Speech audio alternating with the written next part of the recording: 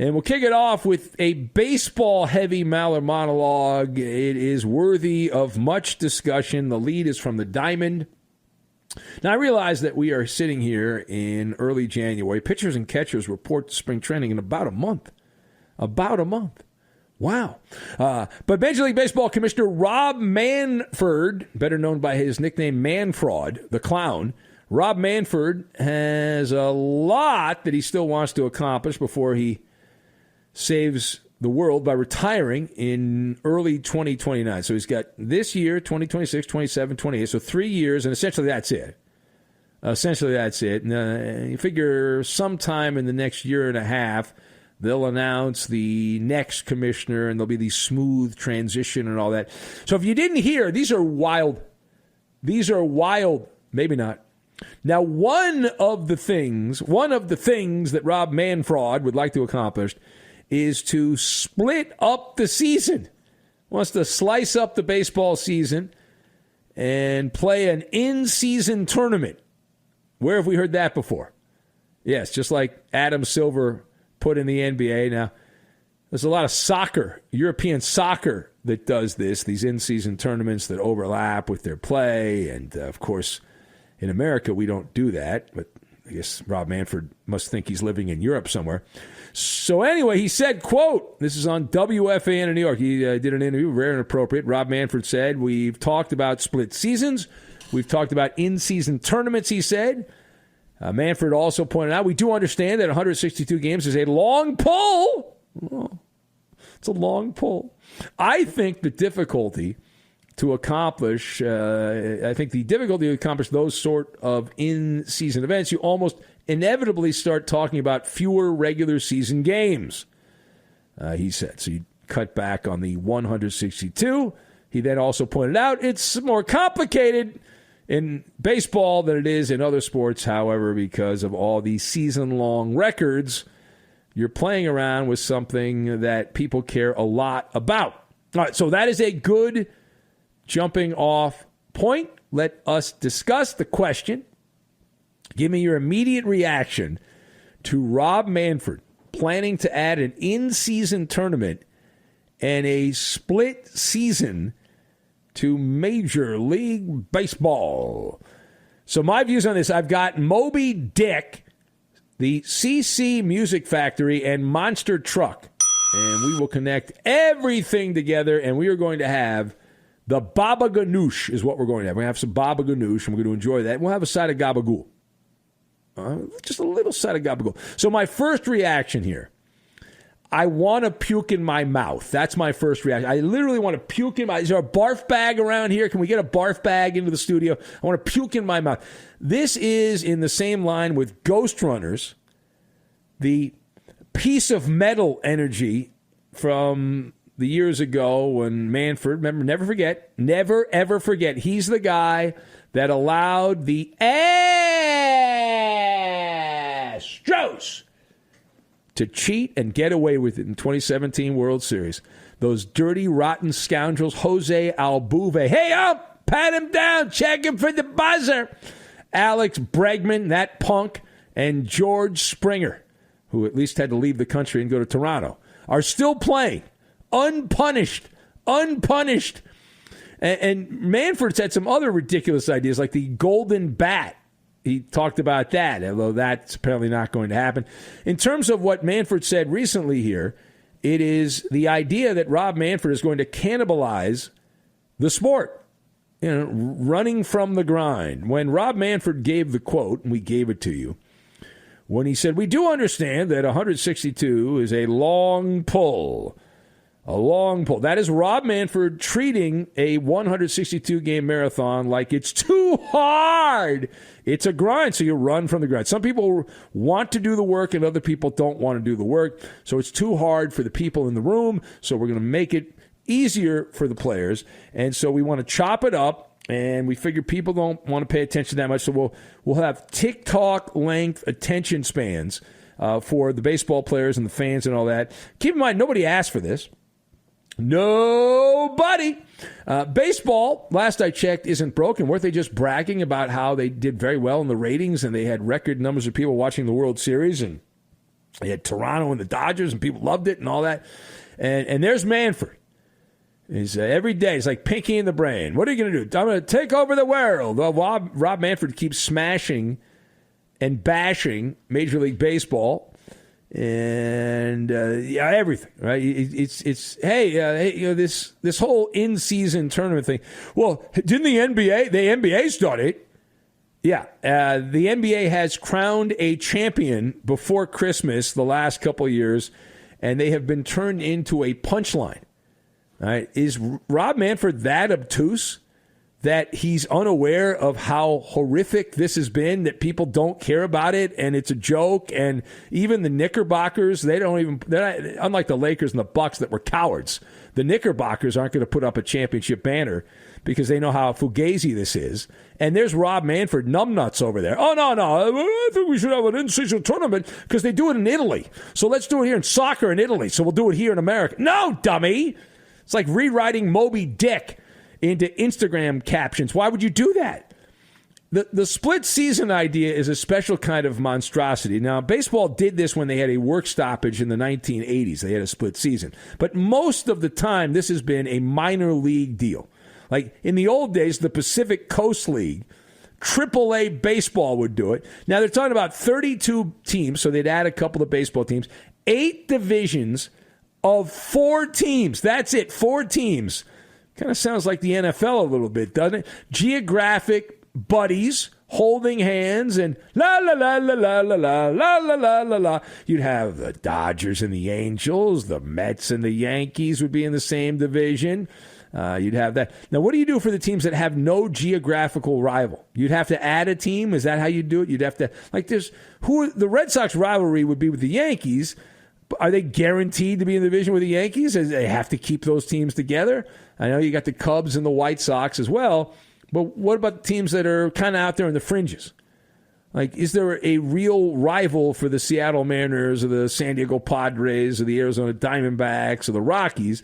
Doesn't appear to be right off the top of my head. What's next? Are we going to have a rock, paper, scissors challenge on pay-per-view for playoff spots? Now, here's the truth. This isn't about you, the fan. It's not. This is about trying to make more money. Obviously, everything's about trying to make more money. And the other issue is also the biggest problem with baseball on the day-to-day is you've got a lot of dead weight in ownership. You've got teams like the Rockies and the Angels and the Marlins and the Athletics that are not run to win.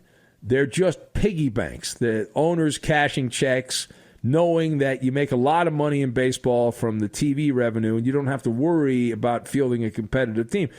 Baseball does not need shortcuts. You have dead wood, you cut the dead wood out, and these owners they can keep the team as long as they want. They're stewards of the game, except they're not good stewards. They're covered in cockroaches, and they need an adult. Baseball needs an adult, and they'll get one in 2029, but how much damage is going to be done?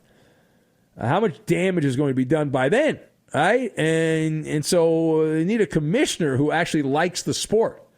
That would be the only thing I would ask for. Do you actually like baseball? Because this guy doesn't like baseball. This guy doesn't like baseball, right? All right, now, secondly, to TV land we go. Shake up with the booby-tooby. Shake up there. We've learned that not 1, not 2, not 3, not 4, not 5, not 6, not 7, not 8, 9 Major League Baseball teams that are televised by the FanDuel Sports Network have terminated. They pulled the plug on their contracts a month before the baseball spring training gets going in Florida and Arizona, Grapefruit League and the Cactus League. They pulled the plug here with the parent company, Main Street Sports Group. The teams are the Atlanta Braves, the Cincinnati Reds, the Tigers, the Royals, the Angels, the Marlins, the Brewers, Cardinals, and Rays. Oh my, they're all in limbo. Question: Why are there 9 MLB teams bailing out, jumping ship on their regional cable TV sports deals? So this is not some kind of act of bravery. It is bolt cutters. It's 9 MLB teams, as we said, and they're doing this because they're trying to be one step ahead of the repo man. And they're like, all right, let's park the car in the garage so they can't get it. And as I understand it, the parent company of these regional sports networks they've been going back and forth. It's like a drunken ferry, and you don't really want to get on it there. And nobody wants to be trapped below deck when bankruptcy starts calling, because Major League Baseball they're trying to get out because the judge would freeze all assets. And, the scales of justice move slowly. So the assets would be frozen, meaning the teams would be locked into whatever deals they have, and they wouldn't be getting the money. They'd be frozen like leftover meatloaf. So you stay in, and you're not a partner, you're furniture, right, if you stay with these teams. Now, Rob Manfred, the commissioner, said the goal is to, quote, maximize revenue. Ding, ding, ding, ding, ding. Translation, extract more money while pretending access is not collapsing. Now, the bigger problem for baseball is the calendar, the date. It is, as Uncle Mo knows, it's not 2006 anymore. No. Back when cable was still king and fans waited patiently for the game to come on, channel 732 on your DirecTV. No. Now it's crank up the CC Music Factory, as in cord cutters. The music of cord cutters, they won. Newsflash, it's Pirates of the Caribbean or Pirates of the Dark Web with the stream that won out. Major League Baseball is shadow boxing an opponent who left the arena years ago. And yet they have taken some teams off regional cable television, and they've determined that a lot of people don't want to spend $5, $10 a month to buy baseball games on television. Not as many as the arrogant hubris of the people running baseball thought. So Major League Baseball now, if this continues, they own the rights to 9 teams that mostly nobody wants to watch on television. But they have exclusivity. And the other issue, I was talking to somebody who's working in that world, is that in the perfect world, baseball would have all the teams under the same umbrella, and they would be able to then shop the television deal to major companies. But every game on Amazon or on Apple TV or Peacock or Fox Sports, whatever. The problem is the Dodgers, Yankees, and Red Sox all have sweetheart deals, especially the Dodgers and the Yankees. And the Cubs now have this too. They will never, ever give up those deals because they will not make as much. They will not make as much. I mean, under the socialism plan, if the mayor of New York was running this, they would all be under the same plan. But the Dodgers and the Yankees make so much more money than everyone else. They're like, we're not doing that. Are you stupid? What's wrong with you? All right, now, final thought. To the hot stove league. Well, what's going on? It's January. Well, this is the new normal now. Remember, the new normal, it used to be that all the deals were done by Christmas. But the last 10 years, this stuff spills all the way into February. So we are now told that the New York Yankees, the aforementioned New York Yankees, have reached out to the Detroit Tigers. That's a shocker. And they said, you know what? We like that pitcher you got, that guy, Tarek Skubal. Yeah, we think he's pretty good. Can we get him? Okay. And so the Yankees then, of course, leaked to a useful idiot in the media behind a paywall that they were given the impression by the Detroit baseball team that it would take half the team to get Skubal in the Bronx. Now, there is an arbitration hearing. I know we love arbitration. Skubal requested $32 million in arbitration. The Tigers said, we'll give you 19. Now, 19's a good amount of money. 19's like winning the lottery. But yet, this is a massive gap. One of the biggest, if not the biggest I've ever seen in arbitration. We're talking about $13 million difference. So Skubal could break the record if he wins, set by David Price and his dog Astro back in 2015. Becoming the highest arbitration-eligible pitcher in Major League Baseball history. So the question,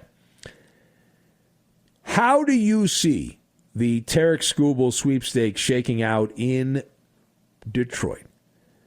So as you know, we don't just decide these things. We don't just decide these things on the fly. We have the Magic 8 Ball, and today we're going to be using the crystal ball. Not the Magic 8 Ball, the crystal ball.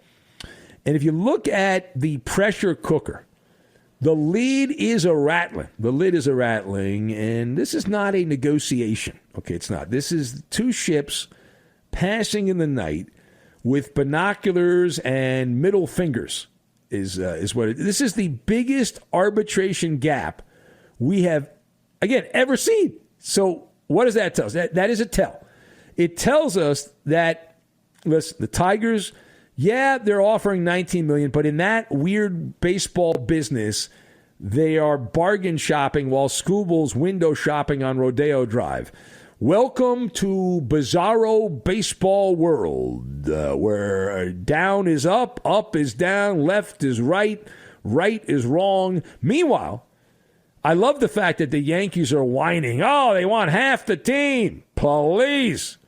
Performance art, that's Broadway. That's tell the fans we tried. Uncle Mo knows that. Tell the fans we tried. They just wanted too much. When an ace like Tarek Skubal hits the market, all right, you don't sit there and penny pinch. You empty the vault. And this is why you have a minor league system to get proven products like this particular player. Now, Detroit, if I look into my crystal ball again, they're playing chicken on a one-lane road, and Scubal's driving a monster truck.